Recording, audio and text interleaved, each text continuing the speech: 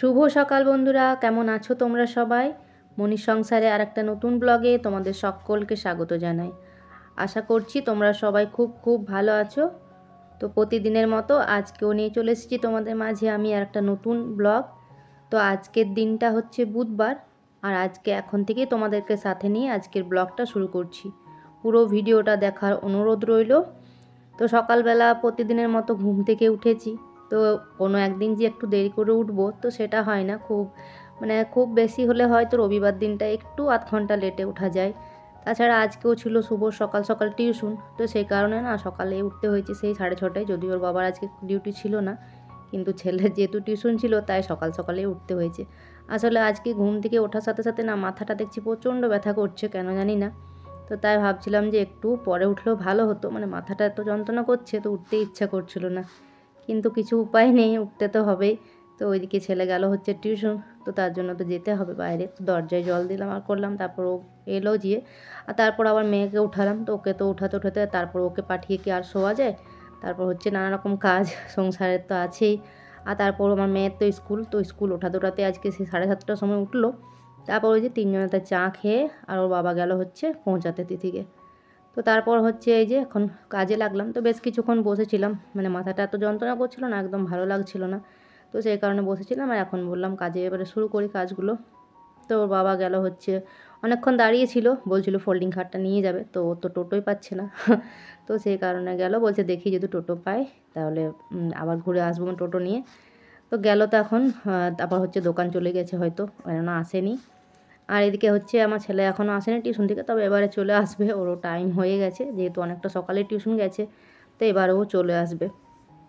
তো তোমরা যে যেখান থেকে আমার ব্লগটা দেখছো, তো তারা প্লিজ একটা কমেন্ট করে অবশ্যই জানিও যে কোথা থেকে আমার ব্লগগুলো দেখছো, আর একটা লাইক আর একটা কমেন্ট অবশ্যই করো, তাহলে আমি একটু ব্লগগুলো বানাতে অনেকটা উৎসাহ পাবো। তো ওইদিকে দেখো বারান্দার বিছানাটা তো ঠিকঠাক করে আসলাম, তো ওইদিকে মশারি টাঙিয়েছিলাম। তো আমাদের এখানে প্রচণ্ড মশা, আর সন্ধ্যের পর থেকে এত মশা লাগছে যে থাকাই যাচ্ছে না। আর এদিকে আমার ছেলেও চলে আসলো টিউশন থেকে, আর হচ্ছে দেখেছো ঘরটা কীরকম করে রাখে, যেখানে যেখানে ওরা জল খাবে সেখানে সেখানে বোতলগুলো এদিক ওদিক নামিয়ে রেখে দেয়। তো সেই কারণে সমস্তটা সকালবেলা উঠে আমাকে সব কিছু এগুলো গুছোই বাগিয়ে রাখতে হয়। চেয়ারটা ভর্তি থাকে, চেয়ারটাও ঠিক করতে হবে, জামা কাপড়ে, তারপর বোতলগুলো সব কিছু ওই বালতিতে। তবে বোতলগুলো না আজকে আর ভরা হলো না, ওই যে মাথাটা ব্যথা করছিলো তাই ভরলাম না, এই যে খালি সব পড়ে আছে বোতলগুলো। এবার পরে হচ্ছে ফিল্টার থেকে ভরে নেবো, ফিল্টারটা ভর্তি আছে, তখন পরে ভরে নেবো। আর সকাল সকাল জলটা ভরে নিলে একটা বড় কাজ হয়ে যায়, কেননা জলটা হচ্ছে পরাধীন, ওইটা তো আর নিজের স্বাধীনে না। তো সেই কারণে আর এখন দেখো বিছানাটা হচ্ছে ঠিকঠাক করে নিলাম দুটো রুমের, আর এখন ঘরটা ঝাঁট দিয়ে নিলাম। ঘরটা ঝাঁট দেওয়ার পর হচ্ছে ওইদিকে অফ ক্যামেরাতে বাসনগুলোও ধুয়ে নিয়েছি। বাসনগুলো ধোয়ার পর এই যে এখানে এখন ঘরটা মুছছি। তো ওইদিকে ওই যে বাথরুমের কাছে যে পাপোশটা ছিল, তাই অনেক দিন হয়ে গেলো, ভাবছিলাম নোংরা হয়েছে কাচবো কিন্তু কাচাই হচ্ছে না। তো ওইটা আর হচ্ছে সিঙ্কের কাছে একটা রাখি, পা মোছার জন্য আর কি, সিঙ্কের কাছে জল টল পড়ে যায় তো, তো সেই জন্য তো ওই দুটো নিয়ে বাইরে রাখলাম, ওগুলো হচ্ছে সাবান দিয়ে ভালো করে পরিষ্কার করে কাচবো। আর এখন এই ঘরটা মুছে নিলেই বাস হয়ে যাবে আজকের বাসি কাজগুলো, সমস্ত কিছু, শুধু বাইরেটা ঝাঁট দিলে বাস হয়ে যাবে। তো তোমরা পুরো ব্লগটা দেখতে থাকো, আশা করি প্রতিদিনের মতো তোমাদের আজকের ব্লগটাও বেশ ভালো লাগবে।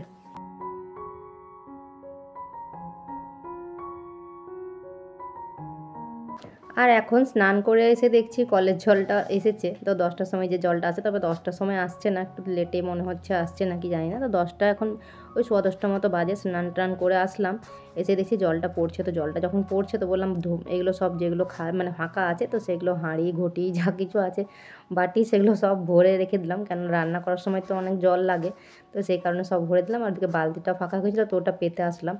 তো ততক্ষণে ঠাকুর ঘরটা সবটা পরিষ্কার করে আসলাম, বাসনপত্র সব নিয়ে, যে সমস্ত কালকের ফুল টুল সব কিছু ছিল সেগুলো নিয়ে এসে এখন এই যে ফুলটা তুলছি। আর ওইদিকে উপর দিকে আমি কেন তাকাচ্ছি বলো তো, আমাদের পেয়ারা গাছটাতে না কয়েকটা বেশ পেয়ারা ধরেছে। তো আগের দিন ওর বাবাকে বলেছিলাম, দু একটা দেখলাম একটু পাকা ডাসা ডাসা হয়েছিল, তো সেগুলো তুলেছিল। তো তাই তাকিয়ে দেখছি যে আরও কোনো দিকে আছে নাকি, এমনভাবে থাকছে না, বোঝা যাচ্ছে না, তখন পরে দেখছি আবার পড়ে যাচ্ছে, ড্রেনে চলে যাচ্ছে। তো সেই কারণে ওই জন্য তাকিয়ে দেখছি। আর এখন শীতকালের দিনে বেরোয় তো জবা ফুলগুলো খুব একটা ফুটছে না, একটা দুটোই ফুটছে। আর এদিকে দেখো অপরাজিতা গাছটার অবস্থা, তো গাছটা তো বেশ ঝাড়িয়েছে, তবে কী বলো তো, ফুলগুলো আমি লাগাল পাচ্ছি না, তো যে কয়েকটা পাচ্ছি সেই কয়েকটা তুললাম। তো ওই দিকটা উপরটাতে অনেকটা আছে। তো ওর বাবাকে বলছিলাম যে লতটা একটু বাথরুমের ছাদটাতে চাপিয়ে দিলে তাহলে ওই দিকটাতে যাবে। তো বাবা বলছে যে তুমি কি ফুলটা পাড়তে পারবে? তো ফুলটা পাড়তে পারবো না, কিন্তু কী বলতো দেখতে ভালো লাগবে, চারদিক সবুজ লাগবে। তো এইদিকে অফ ক্যামেরাতেই হচ্ছে পুজোটা সেরে নিয়েছি। আর পুজোটা সারার পরে এই যে নিচে আসলাম। তো যেহেতু বাসি কাজ করে স্নান টান করে পুজো করে তারপর হচ্ছে জলখাবার খাই, তো সেই কারণে খিদেও পেয়ে যায়। তো ততক্ষণে বললাম একটা আরসা দিয়ে জল খাই এখন। তারপর হচ্ছে জলখাবার খাওয়ার জন্য তো কিছু একটা করব। তো ছাতু আছে অবশ্য, তো কোনো দিন বাই চান্স ছাতু দিয়ে খাই, নাহলে ছাতু দিয়ে খুব একটা খেতে ভালো লাগে না। তো বললাম যে আলু সেদ্ধ করব, তো তাই দিয়ে খাবো। তো তাই বললাম এখন একটু জলটা খেয়ে নিলাম, আর তারপর হচ্ছে আলুটা সেদ্ধ করতে দেবো। আসলে এখন ছোটো দিনের বেলা, তো তাই ওই কাজ করতে করতে হচ্ছে টাইম হয়ে যায়। আর তারপর হচ্ছে ওই যে আজকে মাথাটা একটু যন্ত্রণা করছিলো, তাই একটু ঢিলামো করে কাজগুলো করেছি। তো সেই কারণেই আজকে মানে একটু দেরি হলো আর কি। তো দেরি হলে আর কি, তো এমনি কোনো কাজে দেরি হবে না, শুধু ওই যে আমার জলখাবারটা খেতে একটু যা লেট হয়ে যায়, আর কিছু না। তো এদিকে জলগুলো বলছে বসিয়ে দিলাম, ততক্ষণে গরম হোক। আর ওর বাবা কালকে নিয়ে এসেছিলো আলু পেঁয়াজ, তারপর বেশ কিছু জিনিস ছিল, তো সেগুলো তো রেখে দিয়েছি ওদিকে, কিন্তু আলু পেঁয়াজটা রাখিনি, কারণ ওই দুটো আলু পড়েছিল গামলাটাতে। তো বললাম ওটা আগে করে নেবো, তারপর হচ্ছে পরে রাখবো, ঢালবো। তো এই যে আলুগুলো ঢেলে নিচ্ছে, আর এখন হচ্ছে আলুগুলো সেদ্ধ করতেও দিয়ে দিয়েছি। আর এদিকে জলখাবার খাওয়া হয়ে গেছে আমার। তো জলখাবার খাওয়া হচ্ছে, ওদিকে আমার ছেলে গিয়েছিলো হচ্ছে ওই যে তিথিকে আনতে। তো ওকে বললাম যে একটু চিকেন আনতে, সবজিপাতি কিছু ছিল না, কাঁচা সবজি। তো তার জন্য বললাম একটু চিকেনে নিয়ে আসতে। তো ওটাই ওই যে নিয়ে আসলো, আর ওদিকে ভাতটা বন্ধ করে দিয়েছি গ্যাসটা। তো এই যে মাংস টাংস না ভালো করে না ধুলে না ভালো হয় না, মানে ভালো লাগে না আমার আর কি। তাই ভালো করে একদম পরিষ্কার করে দুবার, মানে ভালো করে লোকটা ভালো করে দুবার ধুয়ে নিলাম আর কি, পরিষ্কার করে। আবার আমার বাবা কিন্তু এসব মাংস ধোয়া ঠোয়া খুব একটা পছন্দ করে না। আগে যখন মানে বিয়ের আগে যখন ওখানে বাবার বাড়িতে, তো আমি আসলে একটু এই মানে পরিষ্কার করে খুব ধুতে মানে পছন্দ করি আর কি, যে ভালো করে ধুবো তারপরে করবো এসব মাংস টাংস এগুলো। তো যখন ধুতাম না, তো খাসির মাংস হলে বাবা বেশি রেগে যেত, যে তুই সব ধুয়ে সব শেষ করে দিবি, কিচ্ছু আর থাকবে না, একদম সাদা করে দিচ্ছিস ধুয়ে। তো কী বলো কত কিছু থাকে, নোংরা টোংরা অনেক কিছু থাকে লেগে কেমন একটা। তো ওগুলো সব পরিষ্কার করে না ধুলে। আর এদিকে জানো তো একটু ওই যে আলু কেটে নিলাম গোল গোল করে। তো মাংস করলে তেমন খুব একটা কিছু লাগে না, শুধু আলু মাখা করলে হয়ে যায়। তো মনে শান্তির জন্য ওই ওদের জন্য একটু একটা আলু গোল গোল করে ভাজতে দিলাম। আর এদিকে ততক্ষণে আলুটাও একটু মেখে রাখলাম। তবে এখন ওটা হচ্ছে পেঁয়াজ দেবো, পেঁয়াজ কুচি লঙ্কা কুচি দেবো। তো আমার ছেলের জন্য একটু আলাদা করে রেখে দেবো সাইডে, আর আমাদেরটাতে পেঁয়াজ কুচি লঙ্কা কুচি দিয়ে হচ্ছে ওটা মাখবো। তো আলুটা এই যে হয়ে গেছে তো ভাজা, তো ওটা নামিয়ে নিচ্ছে। ওইদিকে সমস্ত রেডি করে নিয়েছি, পেঁয়াজ টিয়াজ মশলাপাতি সব কিছু বানিয়ে রেডি করে নিয়েছি ততক্ষণে। আর হচ্ছে এই যে পেঁয়াজ আর লঙ্কাটা এই যে ভেজে, আর হচ্ছে আলু মাখাটা দিয়ে রেখে দেবো। তো এই যে দিয়ে নিচ্ছি এটাতে, তো ওটা একটু সাইড করে রেখে দেবো, বাকিটাতে মেখে নেবো আমরা এখন। তো তোমরা যেসব নতুন বন্ধুরা আমার চ্যানেলটাকে এখনও সাবস্ক্রাইব করোনি, তারা প্লিজ সাবস্ক্রাইব করে পাশে থেকো, আর একটু সাপোর্ট করো আমাকে। আর এখন হচ্ছে মাংসটা বানাবো। তো জানো তো মাংসটা ধুয়ে পরিষ্কার করে দুবার ধুয়ে তারপর ওটাকে একটু হলুদ মাখিয়ে, একটু হলুদ আর একটু সরষের তেল মাখিয়ে রেখে দিয়েছি। আর এখন জানো তো এই যে পেঁয়াজগুলোকে ভালো করে লাল করে ভেজে নিয়ে এই যে টমেটো কুচিটা দিয়ে দিলাম।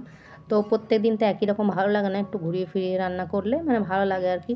আর আমার ছেলের আবার মুখের খুব টেস্ট, মানে একটু আলাদা করে না করলে ওর মানে হয় না, তাই এরকম করে আজকে বানাচ্ছি। তো হচ্ছে তারপর টমেটোটাও ভালো করে লাল করে ভেজে নিলাম, ভালো করে ভেজে নিয়ে আর হচ্ছে তারপর মাংসটা এই যে মাংসটাও বেশ ভালো করে ভাজবো আগে, তারপর হচ্ছে মশলা টশলা দেবো। তো এটা এখন ভাজা হোক, ভাজা হতে তো টাইম লাগবে। তো ততক্ষণে হচ্ছে মশলাটাও ওদিকে বাটা হয়নি, মানে পেস্ট করিনি, তো ওটাই করবো। তো আলু মাখাটা এই যে একসাথে রেখে দিলাম।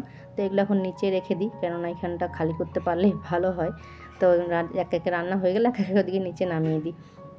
আর জানো তো এই মিক্সিটা এই বাটিটা সেদিনকে পরশুর জন্য ওর বাবা নিয়ে গেছিলো ছাড়তে, তো কালকে আমার ছেলে গেছিলো তখন হচ্ছে নিয়ে আসলো। তো হয়ে গেছে, তো কী খারাপ ছিল তো সেগুলো ঠিক করে দিয়েছে। তো কী বলো তো এই ছোটো বাটিটাই ভালো আমাদের জন্য, কেননা বড়ো বাটিটা তো ভালো লাগে না। তবে যখন থাকে না, মানে খারাপ ছিল বলে ওটাতে কদিন ইউজ করছিলাম, আর নাহলে ছোটোটাই ভালো অল্প মশলার জন্য। আর এই বাটিটার মশলাটা যেটা, সেটাতে সমস্ত গুঁড়ো মশলাগুলো যেগুলো জিরে গুঁড়ো, ধনে গুঁড়ো, মিট মশলা, কাশ্মীরি লঙ্কার গুঁড়ো, তারপর হচ্ছে হলুদ, একটু নুন আর চিনি, তারপর সবটাই দিয়ে দিয়েছি, দিয়ে হচ্ছে একবারে দিয়ে দিলাম। আর জানো তো আর একটা জিনিস দিয়েছি, সেটা আসলে অফ ক্যামেরাতে দিয়েছিলাম। যখন মশলাটা আদা রসুনগুলো দিলাম না, তখন আমি দেখছি আমার ডিবাটাতে অনেক দিন থেকে ছিল একটু চাল মগজ। তো ভাবলাম যে এটা মানে ওই সে কাশ্মীরি আলু টালু বানিয়েছিলাম একবার দুবার, তো ওটাই ছিল। তো কিসে দেবো তো ভাবলাম দিয়ে দেখি এটাতে কি হয়।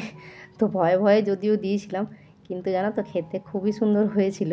কারণ এখন যেহেতু ভয়েসটা দিচ্ছি তো তাই বলতে পারছি। তারপরে রান্না করার সাথে সাথে এই যে কষা মাংস তুলেছিলাম তো, তো তখন খেয়ে দেখলাম সবার জন্য একটা করে তোলা হয়েছিল, তো তখন খেয়ে দেখলাম তো দারুণ হয়েছে। আর আমার ছেলে বলছে, মা দই দিয়েছো? মানে মাংসটা যেহেতু একটু কালারটা একটু আলাদা রকম লাগছে দেখতে অন্য দিনের থেকে, তাই বলছে যে দই দিয়েছো। তো খুবই সুন্দর হয়েছে, মানে নতুন, মানে প্রথমবার আমি এটা ট্রাই করলাম, কোনো দিন দিইনি। তো আলুর দমে আর এইসবে দিয়েছি, পনিরে, কিন্তু চালমগজটা মাংস মানে চিকেনে কোনো দিন দিইনি।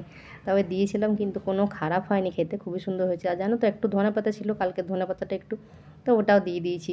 কেমন জানি হয়ে গেছিলো, মানে প্লাস্টিকে ভরে রাখলে না ঠিক থাকে, তো আমি জানি না যে এরকম মানে হয়ে যাবে, তো একটু মানে কীরকম হয়েছিল, মুরঝে মুরঝে গেছিলো, তো জলে ভিজিয়ে ভালো করে তারপর দিয়ে দিয়েছি। আর ততক্ষণে ওইটা ঢাকা দিয়ে দিলাম, তো ওটা হতে থাকুক, ওটা হলে তো রান্না হয়ে যাবে।